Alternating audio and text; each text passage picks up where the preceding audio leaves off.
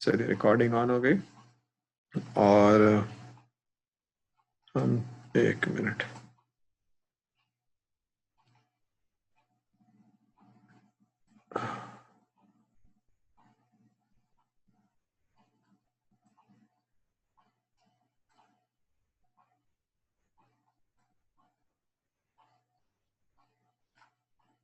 Wait just wait okay जनाब।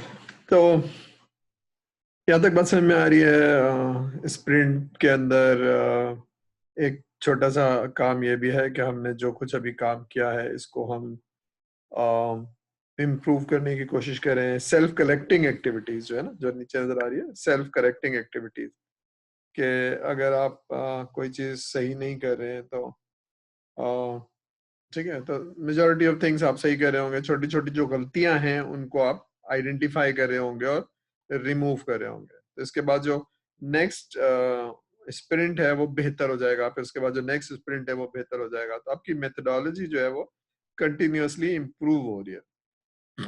ठीक है, वाटरफॉल में ये चीजें नहीं थी। वाटरफॉल में तो आप रिक्वायरमेंट डिजाइन डेवलपमेंट करते थे और प्रोसेस को इम्प्रूव करने का कोई प्रोसेस नहीं था।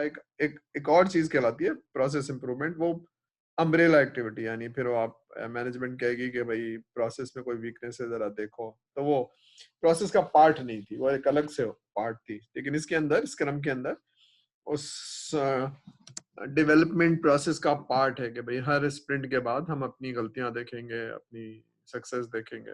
ठीक है, तो दैट्स अ वेरी गुड, समझिए, एक्सरसाइज या गुड इवेंट समझ लीजिए जो भी इसके अंदर है। ठीक है, तो ये तो ये इंटरनल टीम बैठेगी, जो टीम आपकी डेवलपमेंट टीम थी वो बैठती है और बात करती है कि भाई क्या हुआ था। फॉर एग्जांपल टेस्टिंग में फलानी चीज रह गई थी, तो टेस्टिंग में क्या नहीं था, तो हमने ये नहीं किया था, तो अच्छा चलो आइंदा से इस तरह से क्या करेंगे। ठीक है, चलो आर्टिफैक्ट्स क्या होते हैं ये भी हमने पढ़ लिए हैं, नाम थोड़ा सा याद हो गया हमको। Product backlog, sprint backlog. तो प्रोडक्ट बैकलॉग क्या था? जो हमारे वाटरफॉल के अंदर सॉफ्टवेयर रिक्वायरमेंट स्पेसिफिकेशंस जो होती है, स्पेसिफिकेशंस बनाना क्या है, बहुत डिटेल होती है, बहुत हैवी होती है, बहुत ही साइन ऑफ होती है, और उसमें डायग्राम्स बनानी पड़ती हैं और ये सब होता है। तो ठीक है, तो पूरा एक थिक डॉक्यूमेंट होता है, बहुत ही, ठीक है, तो हैवी वेट होता है, यानी बहुत ही 40-50 पेज, 200 पेज तक की एसआरएस बनती है। प्रोडक्ट बैकलॉग के अंदर जो बनाना है उसमें जो चीजें रह गई हैं वो लिखी हुई हैं। ठीक है ना, फीचर्स क्या बनाने हैं, क्या चीजें देनी है, तो वो 2-2 3-3 लाइनों में लिखने का भी एक तरीका होता है। ठीक है, तो वो मैंने इसमें, क्योंकि इसमें नहीं है, वो रिक्वायरमेंट इंजीनियरिंग के कोर्स में है कि लिखा कैसे जाता है कि क्या चाहिए और उसमें क्या होना चाहिए। ठीक है, तो मुझे एक रिपोर्ट चाहिए जिसमें मुझे कंज्यूमर का क्रेडिट चाहिए, तो क्या चाहिए, कैसे है वो, कितनी डिटेल चाहिए, तो फिर आप बता देंगे जी 4 कॉलम चाहिए, 6 कॉलम चाहिए। ठीक है, तो आप बहुत ही छोटा सा बता देंगे जी मुझे एक रिपोर्ट चाहिए, मुझे एक स्क्रीन चाहिए, उसमें मुझे ये चीजें एंटर करनी है। चलिए, तो इस तरह से हो जाएगा, तो वेरी सिंपल। ठीक है ना, कोई इसमें ड्राइंग बनानी, जिसको बनानी है वो खुद ही बना ले। मैंने तो बता दिया है, बिजनेस ने तो बता दिया है, या यूजर ने तो बता दिया है। अब अगर ड्राइंग बनानी है तो फिर आप कोडर बनाएगा, डेवलपर बनाएगा, जिसने बनानी है बीए बनाएगा, या समझना है आपको आप समझ लीजिए, मैं बता रहा हूँ आपको। ठीक है, तो you develop the document for your self, not for me. जबकि वाटरफॉल में क्या होता है, डॉक्यूमेंट बनता है जो कि यूजर को दिखा के वेरीफाई किया जाता है। अब वो बेचारे को आधा समझ में आता है, आधा नहीं समझ में आता है। तो यहाँ की जो डॉक्यूमेंटेशन है वो टीम की समझने के लिए। मैंने तो अपनी रिक्वायरमेंट दे दिया, अब आपने क्या करना है आप समझ लीजिए। ठीक है, sprint backlog is a subset of the item product backlog. अभी मैंने कहा भी था कि अगर प्रोडक्ट बैकलॉग में 50 चीजें हैं तो स्प्रिंट के अंदर 5 होंगी, 6 होंगी, जो कि आप 15 दिन में करके देंगे, फिर अगले 15 दिन में करके देंगे। ठीक है, तो sprint backlog is subset item of the product backlog. ठीक है, तो ये सिलेक्टेड बाय द टीम, जो टीम बैठी होती है वो अपने दिन का काम ले लेती है, फिर अगले दिन का काम ले लेती है, फिर अगले दिन का काम लेती है। ठीक है, तो usually the sprint backlog is displayed as a physical board called scrum board। तो क्या होता है स्क्रम बोर्ड में? स्क्रम बोर्ड में एक्चुअली आप जहाँ टीम बैठी होती है वहां पर व्हाइट बोर्ड लगा दें या कोई ऐसी चीज लगा दें जहाँ पर आप लिखते हैं। तो अगर व्हाइट बोर्ड लगे हुए हैं तो आप पेन से लिख सकते हैं हर स्क्रम की परफॉर्मेंस। लेकिन अगर कोई ऐसी चीज नहीं है तो नॉर्मली जो येलो पोस्ट इट होती है वो आप लगाते जाते हैं। ठीक है, आज का काम, कल का काम, परसों का काम, वो आप लगाते जाते हैं। तो दीज आर स्क्रम बोर्ड्स। ठीक है, स्क्रम बोर्ड में आपने लिखा हुआ है कल क्या किया था, आज क्या काम करना है। ठीक है, इस तरह से आप अपनी परफॉर्मेंस लिखते जाते हैं। जनाब, ये मैं एक्सरसाइज लोड कर दूंगा। ये एक्चुअली रिपीट करने या रिवाइज करने वाले क्वेश्चन है। Why we call scrum master is a cross functional team. तो कोई बताएगा इसका जवाब, क्रॉस फंक्शनल टीम क्यों कहते हैं? अभी इसी तरह के सवाल क्विज में आ जाएंगे, इसी तरह के सवाल एग्जाम में आ जाएंगे, तो याद होना चाहिए क्रॉस फंक्शनल। क्वेश्चन नंबर 2 है कि collaboration is required in encourage in agile and scrum. तो कोलैबोरेशन होती क्या चीज है? पहले वाले में वाटरफॉल में क्या होता है, आइसोलेशन होती है, हर टीम अलग अलग काम करती है। यहाँ अलग अलग नहीं होती है, सबने साथ बैठना होता है। तो व्हाट इज कोलैबोरेशन? ठीक है, what is meaning of product backlog in scrum? अब ये आप बताएंगे कि जी फलाने में एसआरएस होता था तो यहाँ प्रोडक्ट बैकलॉग होता है, ये सारी चीजें। Scrum master is equivalent to project manager in waterfall. तो आंसर आएगा नो, सिमिलर होता है लेकिन एग्जैक्टली इक्विवेलेंट नहीं होता है, इसमें ये काम होता है। तो ये यहाँ तक बात खत्म हो गई। Probably this was the last slide. जी लास्ट स्लाइड। कोई सवाल स्क्रम के हवाले से, एजाइल के हवाले से, मेथोडोलॉजी के हवाले से? ये थ्योरी है या वाकई में काम है जो सीखना चाहिए? और काम करने के तरीके होते हैं, जब हम टीम में काम करते हैं तो there has to be a methodology. मैं क्या करूंगा, मेरा क्या रोल है, और मैं काम लूंगा कैसे और काम करके कैसे दूंगा। तो how does team works, what are the timelines, what are the methodology. तो ये वो प्रोसेस है जो हमने पढ़ा था। प्रोसेस क्या चीज होती है? जब एक बड़ी टीम में काम करते हैं तो उसका उसमें लोगों की कैपेबिलिटीज का, प्रोसेस का ख्याल रखते हैं। ठीक है, तो वाटरफॉल पढ़ लिया हमने। वाटरफॉल के अलावा हमने एजाइल पढ़ लिया। वाटरफॉल के अलावा भी पढ़ा हमने, आइट्रेशन पढ़ा था हमने, स्पाइरल पढ़ा था। ठीक है, तो कोई सवाल यहाँ तक हम रोक लें और फिर नेक्स्ट उसकी तरफ जाएं। कोई चीज मुश्किल लग रही है, परेशान हो रही है? Everything is okay? Can I move forward या कोई सवाल है, कोई पूछना चाहेगा? एनी क्वेश्चन सो फार?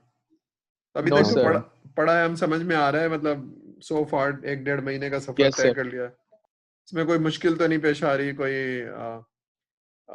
थोड़ा सा ऑनलाइन में इंटरेस्ट का फर्क हो जाता है, हम क्योंकि फोकस नहीं होते हैं, क्लासरूम में फोकस होते हैं, टीचर सामने होता है। तो यहाँ थोड़ा सा चैलेंज है जो बहरहाल आपको भी है, मुझे भी है, मुझे भी आप नजर नहीं आ रहे हैं। और तो can we overcome that challenge? समझ में आ रहा है, बिल्कुल बोरिंग नहीं है कोई, और इंटरेस्ट है ना? बाज़ दफा टीचर नहीं है तो इंटरेस्ट नहीं डेवलप हो पाता, ऐसा तो नहीं है? मुश्किल तो नहीं हो रही? 80%, 70% समझ में आ रही है चीजें? Yes sir. ठीक है, चलिए, थैंक यू। हम आगे चलते हैं। दूसरा, अच्छा, रिवाइज करते जाएंगे भाई, पढ़ते जाएंगे ताकि आप रिटेन कर सकें। एक काम है समझना और एक काम है रिटेन करना। ठीक है, तो हम, क्या है चैट भाई? अच्छा चलिए, just hold on. Ops, sir मेरी अटेंडेंस रह गई। मैं, ओके, अटेंडेंस रह गई, एक मिनट। शोएब हसन साहब, ठीक है, चलिए शोएब हसन साहब की अटेंडेंस लगा देता हूँ, फिर मैं सर आ मेरी गया। भी रह गई थी। ठीक है। अच्छा होल्ड ऑन, मैं पहले अटेंडेंस पे चला जाता हूँ, एक काम कर लूँ, पुरानी वाली अटेंडेंस लगाता हूँ तो क्योंकि मैं इसको रिपीट कर लूंगा। ठीक है, नजर आ रही है अटेंडेंस? आप नहीं, अभी नजर नहीं आ रही होगी, आ रही होगी। चलिए, शोएब हसन, कहाँ है शोएब हसन?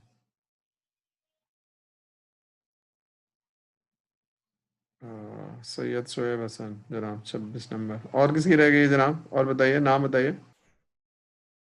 सर सूरज। सूरज, सूरज निकला ही नहीं है, इतनी देर हो गई सुबह सुबह। चलिए, सूरज की भी लग गई। और तो कोई नहीं है? ठीक है, चलिए अब हम पढ़ाई शुरू कर देते हैं।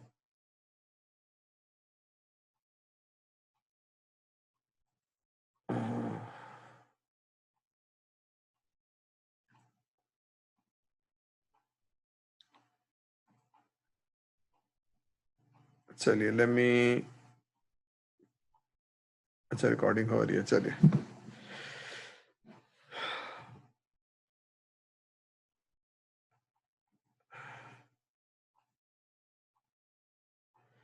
अच्छा, अब हम बात करेंगे प्रोसेस की मैच्योरिटी की, और CMMI is capability maturity model. I is for integration, CMM कर देता हूँ, I हटा देता हूँ। हम फिलहाल I की बात नहीं करेंगे, ठीक है। Capability maturity model. चलिए थोड़ा सा पढ़ते हैं, फिर मैं समझाना चाहूँगा कि मैं क्या समझाना चाह रहा हूँ, या प्रोसेस मैच्योरिटी क्या चीज़ होती है वो हम ज़रा समझेंगे, ठीक है। तो देखिए, इमेच्योर सॉफ्टवेयर हाउस, आप एक सॉफ्टवेयर हाउस में काम करते हैं जहाँ रिक्वायरमेंट मैनेज नहीं है, जहाँ जैसे एडहॉक बेसिस पे कस्टमर से रिक्वायरमेंट ले ली और बनाना शुरू हो गए। You are not following a very strict process, you are not following strict templates, ठीक है। जैसे आप FIP में कर रहे हैं तो FIP का एक बहुत स्ट्रिक्ट प्रोसेस है, स्ट्रिक्ट डॉक्यूमेंट है, ठीक है। लेकिन अगर आप नहीं कर रहे हैं तो फिर वो अनप्रोफेशनल चीज है। इसी तरह से अनप्रेडिक्टेबल सॉफ्टवेयर टेस्टिंग, जब जरूरत हुई कर लिया, जब जरूरत नहीं हुई तो नहीं किया, ठीक है। क्वालिटी एक्टिविटीज जिनसे आप टेस्टिंग करते हैं, quality assurance and quality control की जो एक्टिविटीज हैं, वो कहते हैं नहीं छोड़ो, अभी टाइम नहीं है, कस्टमर को दे दो। तो वो सेक्रीफाइस होती हैं। कब होती हैं? जब आप उनको बहुत इंपॉर्टेंट नहीं समझते हैं। इम्पोज डेडलाइंस, ठीक है। Start the project without giving serious thought to finish it. अब ये सारी वीकनेस नजर आ रही है, ठीक है। तो हम जरा देखते हैं कि प्रोसेस मैच्योरिटी क्या चीज होती है, इसको जरा पढ़ें। यहाँ मैं थोड़ा सा समझाना चाहूंगा कि हम ये लेक्चर में पढ़ने क्या जा रहे हैं। इसको जरा पढ़िए।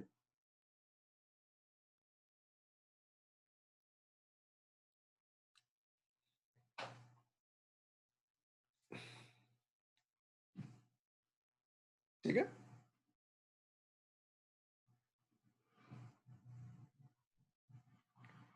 अब थोड़ा सा समझिए, हमने शुरू में पढ़ा था बिल्ड फिक्स, बिल्ड फिक्स की वीकनेस पढ़ी थी, इंसान का कॉग्निटिव पढ़ा था, और एक्चुअली ये सारी चीजें क्यों पढ़ी थी, हम जानने की कोशिश कर रहे थे कि गलती किस वजह से होती है, किस वजह से सॉफ्टवेयर अच्छा नहीं बनता, किस वजह से हम कस्टमर की रिक्वायरमेंट नहीं समझते, किस वजह से वो रिजल्ट नहीं दे पाते जो कस्टमर हमसे चाह रहा है, ठीक है।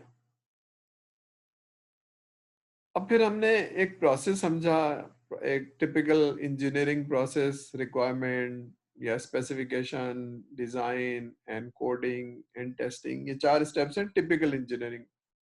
इससे से बेहतर हो जाती है। स्पेसिफिकेशन होंगे तो फिर हम टेस्ट कर पाएंगे, अगर स्पेसिफिकेशन ही नहीं है तो टेस्ट कैसे कर पाएंगे।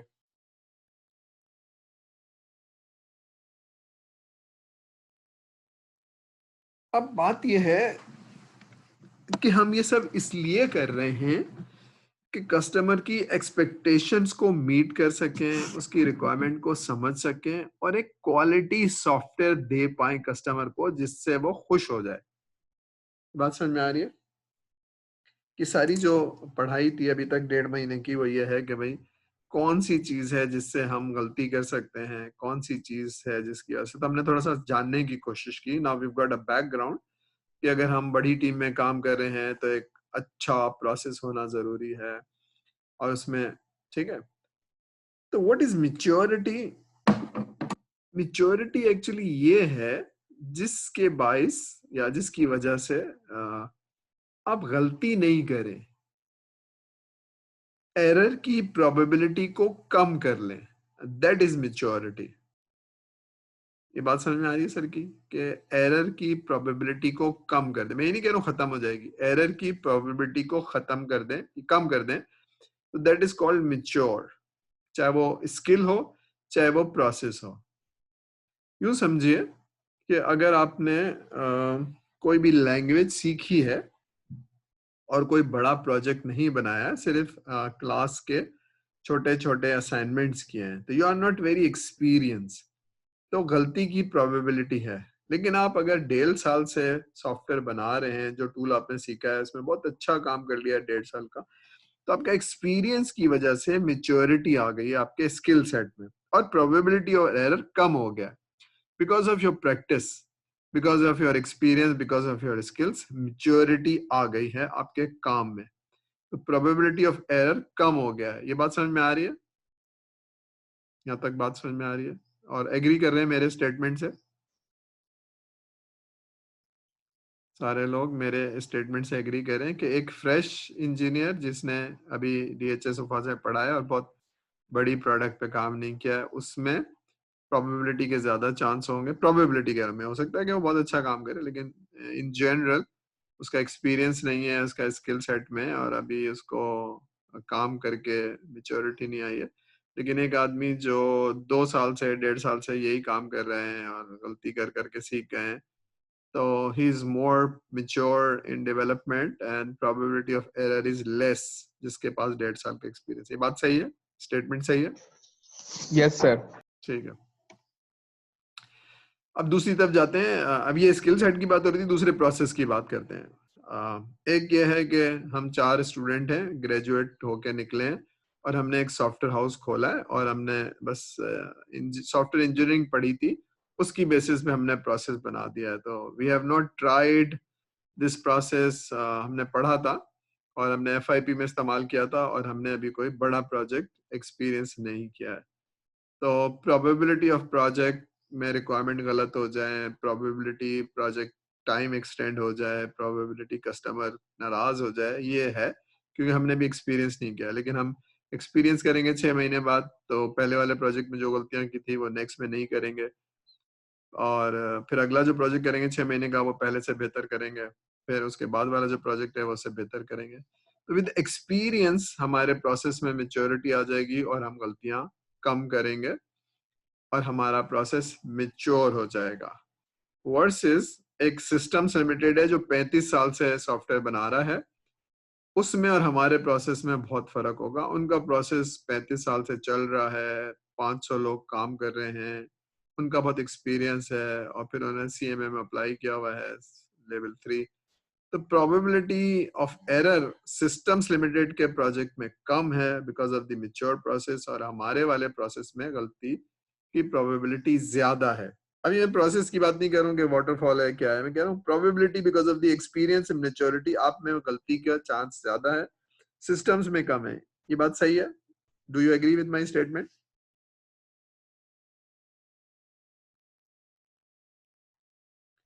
भाई लोग एग्री कर रहे हैं या नहीं कर रहे हैं? वो सर कर रहे हैं। तो एग्री करने की वजह बताइए। What is maturity now? Process maturity क्या चीज है?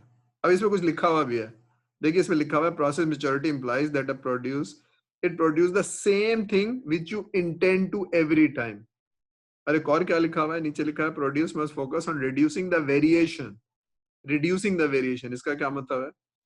It controls variation. जरा ये अब सवाल समझ में आ रहा है सर ने क्या लिखा हुआ है? अपने सर ने जो तकरीर की कि प्रोबेबिलिटी अब क्या है, मैं इसको समझाता हूँ। तो आपकी बात दुरुस्त है, आपने मेरे स्टेटमेंट से एग्री कर लिया, लेकिन व्हाट इज मैच्योरिटी नाउ? जरा सोचिए, फिर मैं इसका जवाब देता हूँ। जो लिखा हुआ है मैं इसको एक्सप्लेन करूंगा, जरा सोच के बताइए कि व्हाट इज मैच्योरिटी नाउ। हम एक सॉफ्टवेयर बनाना चाह रहे हैं, एक ऐसे सॉफ्टवेयर हाउस में जहां प्रोसेस मैच्योर हो, जहां गलतियां ना हो, कस्टमर खुश हो, और हमारी परफॉर्मेंस से और हमारी चीजों से कस्टमर खुश हो, हमें भी अच्छा लगे और कस्टमर को भी अच्छा लगे। This is what we want. ठीक है भाई?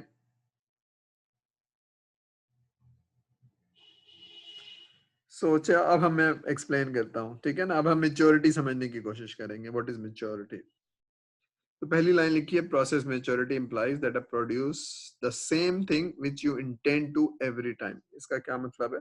इसका मतलब ये है कि अगर आपने रिक्वायरमेंट ले ली है, समझ ली है, तो अब जो आप डिजाइन डेवलपमेंट टेस्टिंग करेंगे वो इतनी जबरदस्त होनी चाहिए कि उस चीज को प्रोड्यूस करें जिसका आपने प्रॉमिस किया है कस्टमर को। अगर आप समझ नहीं पाए, या आपका डिजाइन फ्लॉड था, या कोडिंग फ्लॉड थी, तो फिर वो कस्टमर खुश नहीं होगा। उसमें कोई गलती रह जाएगी, स्पेलिंग की कोई गलती रह जाएगी, प्रोसेस की कोई गलती रह जाएगी, यूजर इंटरफेस की कोई गलती रह जाएगी, ठीक है। अब सॉफ्टवेयर को जरा रोकते हैं, सॉफ्टवेयर को रोकते हैं, कोई बिरयानी पकाते हैं, ठीक है। तो फॉर एग्जाम्पल आप एक रेस्टोरेंट गए और आपने कोई चीज ऑर्डर की है और आप पहले भी वहां खाते रहे और आपको बहुत टेस्टी लगती है, आप कहते हैं फलानी वाली चीज ले आओ मुझे बहुत पसंद है, ठीक है। अब वो गया ऑर्डर लेके वापस आया, जब आपने खाया तो आपको लगा नहीं this is not the same, इसमें बताया तो मैंने कहा था बिल्कुल वही हो, मसाला तेज हो फलाना हो, but this is not the same. फिर आप वेटर को बुला के शिकायत करते हैं, कहते हैं यार ये वो नहीं है, तो वेटर कहता है कि हाँ सर आज हमारा कुक छुट्टी पे बीमार है तो आज किसी और ने बनाया। तो what went wrong, what went wrong restaurant में, कोई बताएगा सोच के व्हाट वेंट रॉन्ग? जो इंटेंडेड प्रोडक्ट है ना वो वैसी नहीं बनी है जैसी आप पसंद करते हैं, जैसे आपने कहा था ना, वो इंटेंशन वैसी नहीं बन पाई है। नॉट एवरी टाइम, ज्यादातर बन जाती है लेकिन आज नहीं बन पाई है क्योंकि वो कुक नहीं है। तो आपने जो बताया था वो बिल्कुल सही बताया था, बिल्कुल वही बताया था जो दूसरे वाले लोगों को बताया था, लेकिन अब वो क्योंकि because not having the same developer same cook, तो वो चीज वैसी नहीं बन सकी है। अब पढ़िए, same thing which you intend to every time. आप अच्छा सॉफ्टवेयर बनाना चाहते हैं हमेशा, उसमें गलती ना हो, तो प्रोसेस मैच्योर होगा और स्किल सेट मैच्योर होंगे। ये बात समझ में आ रही है? इंटेंशन क्या था? इंटेंशन वो थी जो कस्टमर ने रिक्वायरमेंट दी थी, लेकिन वो बन नहीं पाया हमसे क्योंकि हमारा एक्सपीरियंस नहीं था और हम गलती कर गए। पहली वाली लाइन समझ में आ रही है भाई?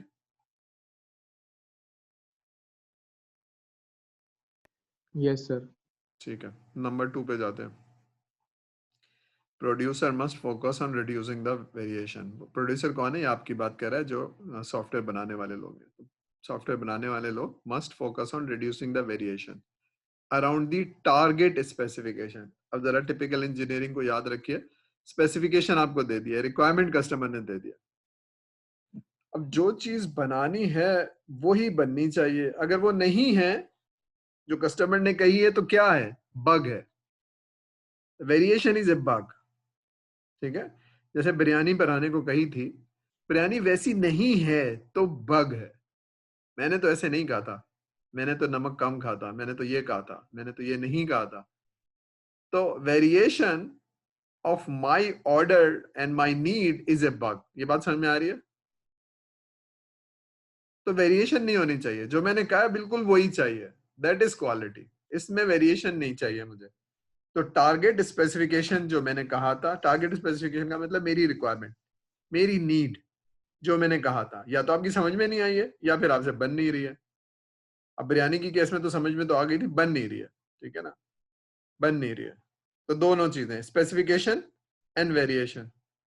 यहाँ तक बात समझ रही है? Reducing the variation around the target specification. तो प्रोसेस को मेच्योर होना जरूरी है, ठीक है। अब जरा यहाँ पे एक और रोक लेते हैं, जरा क्रिकेट की एग्जांपल से समझते हैं। एक प्लेयर है, I don't want to insult anybody, बस एग्जांपल से समझाने के लिए, इसका नाम शाहिद अफरीदी है। वो कभी तो बहुत स्कोर कर देता है और कभी नहीं करता है, मतलब you know, just a player who scores sometimes very big and sometimes he does not. He is a player, but उसकी परफॉर्मेंस कभी बहुत जबरदस्त हो जाती है, कभी बिल्कुल ही हो जाती है। 2 सेंचुरी बना देगा, ठीक है, 150 बना देगा। On the other hand, you've got a player who does 50 every time, consistently every time. So which one is a mature player? Which one is more mature player, भाई?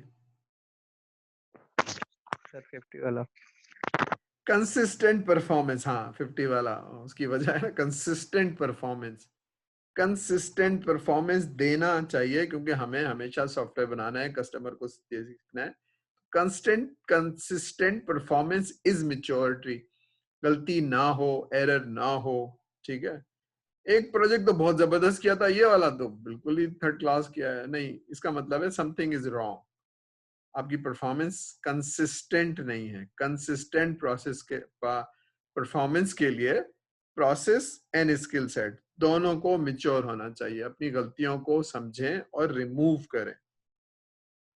थोड़ा सा रिलेट कर पा रहे हैं? अपना सॉफ्टवेयर के प्रोसेस को इंटेंजिबल है, रिक्वायरमेंट समझ में नहीं आती है, और हम टेक्नोलॉजी बोलते हैं, वो बिजनेस बोलता है, ये सारी चीजें हैं, लेकिन हम उसको बैठ के सोचेंगे, समझेंगे, सॉफ्टवेयर इंजीनियरिंग पढ़ेंगे और गलतियां क्यों होती हैं ये नोट करेंगे, उन गलतियों को एड्रेस करने की कोशिश करेंगे और अपने प्रोसेस को बेहतर करेंगे।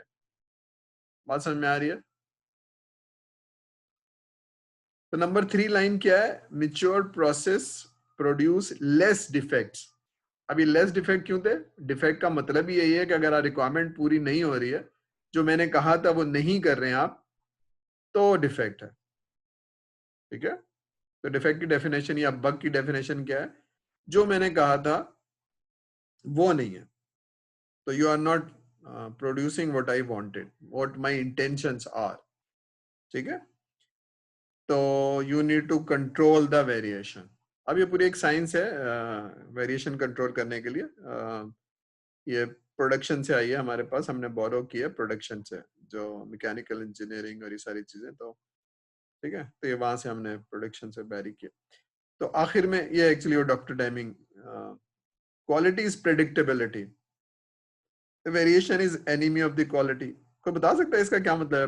क्वालिटी इज प्रेडिक्टेबिलिटी, क्या समझ में आ रहा है इस जुमले से? ये बहुत इंपॉर्टेंट जुमला है। डॉक्टर डायमिंग वो है जिन्होंने जापान जब सेकेंड वर्ल्ड वॉर के बाद तबाह हो गया था, बिल्कुल जीरो पे आ गया था, तो डॉक्टर डायमिंग गए थे और 5 साल में उन्होंने खड़ा कर दिया था जापान की इकोनॉमी में। ठीक है, तो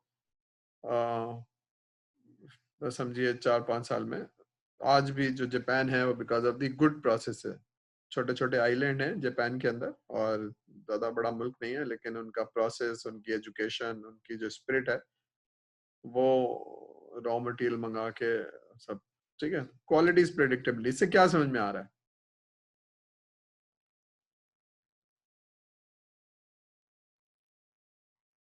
अच्छा चलिए मैं एक जुमला देता हूँ, फिर आप जरा जुमले को समझ के बताइएगा। अच्छा, अम्मी बिरयानी बनाएंगी तो अच्छी बनाएंगी, बहन बनाएगी तो अच्छी नहीं बनाएगी। अम्मी की बिरयानी इज मोर प्रेडिक्टेबल, बहन की बिरयानी इज नॉट प्रेडिक्टेबल। बात समझ में आ रही है? Now what is quality is predictable? So why it's predictable that biryani cooked by the ammi is would be a better quality, and biryani cooked by the sister would not be a better quality? So what is predictability? तो इस बताएगा, sir का जवाब देगा।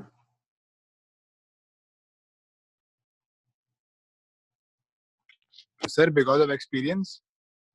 हाँ, बात तो आधी दुरुस्त है, एक्सपीरियंस। असल में सवाल यही कि व्हाट इज प्रेडिक्टेबिलिटी, सवाल ये है कैसे प्रेडिक्ट कर पाएंगे। तो आपने कहा सही है, एक्सपीरियंस की वजह से। प्रेडिक्टेबिलिटी में हो क्या रहा है?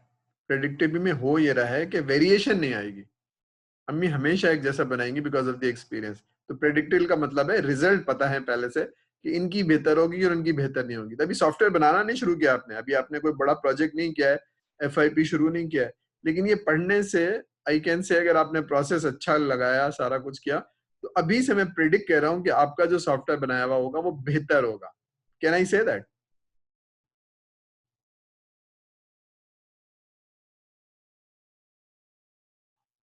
चलिए इसको मैं इस तरह से कहता हूँ। अगेन क्रिकेट वाली एग्जाम्पल पे चले जाते हैं। ऐसा आदमी जो कंसिस्टेंट एफर्ट है, तो आई कैन प्रिडिक्ट कि अभी 50 तो कर ही देगा, लेकिन ये जो गया ना 200 बनाने वाला, कभी 200 बनाता है कभी 0, इसका पता नहीं है। आई कैन नॉट प्रिडिक्ट, इस पे मैं नहीं कह सकता हूँ। कंसिस्टेंट एफर्ट पे मैं प्रिडिक्ट कर सकता हूँ ऐसी आदमी की जिसकी परफॉर्मेंस कंसिस्टेंट नहीं है, वो एक्सपीरियंस है, जो भी है। तो ऐसा आदमी या ऐसा प्लेयर जो कंसिस्टेंट एफर्ट है, तो मैं प्रेडिक्ट कर सकता हूँ ये 50 रन करेगा। या एक मैच है जो फंस गया और बॉलर चला गया है, अब मैं बॉलर पे प्रिडिक्ट नहीं कर सकता हूँ, कर दिया तो ठीक है, अल्लाह से दुआ करूँ ये अल्लाह मैच जिता दे, ये बॉलर भी प्रिडिक्ट नहीं कर सकता हूँ। I can not assure. बात समझ में आ रही है? तो इसका मतलब है स्किल सेट चाहिए, एक्सपीरियंस चाहिए, वो कैपेबिलिटी चाहिए, तभी मैं प्रिडिक्ट कर पाऊंगा। कैपेबिलिटी चाहिए। ठीक है, बात समझ में आ रही है? प्रेडिक्टेबिलिटी के लिए कैपेबिलिटी चाहिए, वरना मैं कहता हूँ कि नहीं ये नहीं कर पाएगा। ठीक है, तो अम्मी का आप क्यों कह रहे हैं कि अम्मी की कैपेबिलिटी है, किस वजह से है वो आपने बताया, एक्सपीरियंस की वजह से है। तो सॉफ्टवेयर बनाने से पहले हम कैसे कह पाएंगे कि सिस्टम्स लिमिटेड का जो टीम सॉफ्टवेयर बनाएगी वो ज्यादा अच्छी बनाएगी और जो डीएचएस सफा के फ्रेश ग्रेजुएट हैं वो अच्छे नहीं बना पाएंगे, ये मैं कह सकता हूँ? कह सकता हूँ या नहीं कह सकता हूँ? कोई ऑफेंड तो नहीं हो रहा है मेरे इस स्टेटमेंट से? ये बात सही है या गलत है?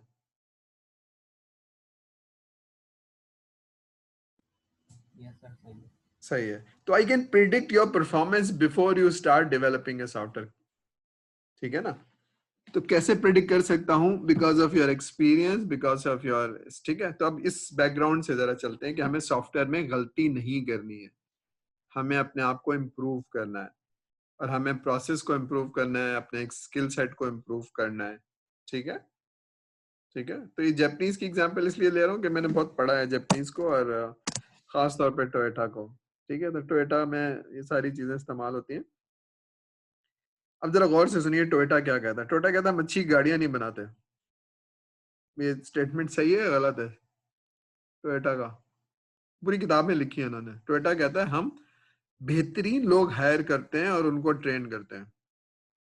अभी जो भी कुछ बनाएंगे बहुत अच्छा बनाएंगे, तो इनडायरेक्टली कहते हैं वो हम अच्छे लोग हायर करेंगे और इनकी ट्रेनिंग करेंगे और ये जो कुछ भी बनाएंगे बहुत अच्छा बनाएंगे। अब तो इनकी बनाई हुई प्रोडक्ट अच्छी ही होगी, तो इसका मतलब है प्रोसेस उनके बहुत मेच्योर हैं। पढ़िए कभी टोयोटा के प्रोसेस मेच्योर कैसे हैं, ठीक है। सिक्स सिग्मा को पढ़िए। सिक्स सिग्मा का मतलब है अगर 1 मिलियन चीजें बनाए तो प्रोबेबिलिटी क्या है, 6 चीजें खराब होंगी। सिक्स सिग्मा तो so mature process, so mature process the probability of error is less than 6 in million product, ठीक है। तो सिक्स सिग्मा को अगर कभी मैं बताऊंगा, खैर अभी तो नहीं, लेकिन बहरहाल सिक्स सिग्मा पढ़िएगा जरा नेट पे सर्च करके,